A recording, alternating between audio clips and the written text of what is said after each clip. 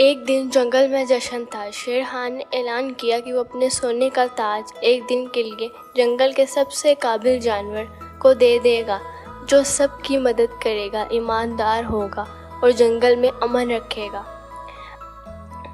چالاک گیدڑ سوچنے لگا، اگر میں شیر کا تاج حاصل کر لوں تو جنگل میرا ہو جائے گا۔ اس نے جھوٹ بولنا، الزام لگانا اور سب کو لڑانا شروع کر دیا۔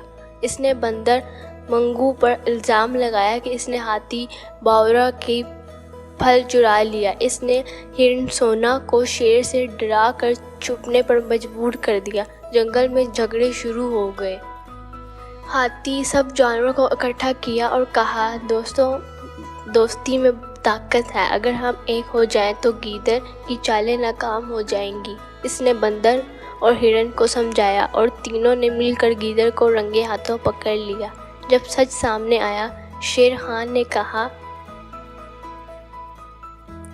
آج ہاتھی، بندر اور ہرن نے ثابت کیا ہے کہ سچ، دوستی اور ہوشیاری سب سے بڑی طاقت ہے۔ اس نے تاج تینوں کو بانٹ دیا اور اعلان کیا، جنگل کی اصل طاقت اتحاد ہے۔ جنگل میں امن لوٹ آیا۔ گیدڑ کو معافی دے دی گئی، لیکن وعدہ لیا گیا کہ وہ دوبارہ کوئی سازش نہیں کرے گا۔ سب جانوروں نے دوستی کا دن منایا اور بچے خوشی سے ناچنے لگے۔ ایک دن جنگل میں جشن تھا۔ شیر خان نے اعلان کیا کہ وہ اپنے سونے کا تاج ایک دن کے لیے جنگل کے سب سے قابل جانور کو دے دے گا، جو سب کی مدد کرے گا، ایماندار ہوگا اور جنگل میں امن رکھے گا۔ چالاک گیدڑ سوچنے لگا، اگر میں شیر کا تاج حاصل کر لوں تو جنگل میرا ہو جائے گا۔ اس نے جھوٹ بولنا، الزام لگانا اور سب کو لڑانا شروع کر دیا۔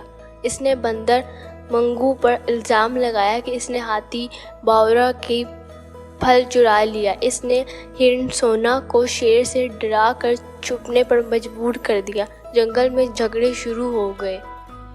ہاتھی سب جانوروں کو اکٹھا کیا اور کہا، دوستی میں طاقت ہے، اگر ہم ایک ہو جائیں تو گیدڑ کی چالیں ناکام ہو جائیں گی۔ اس نے بندر اور ہرن کو سمجھایا اور تینوں نے مل کر گیدڑ کو رنگے ہاتھوں پکڑ لیا۔ جب سچ سامنے آیا، شیر خان نے کہا،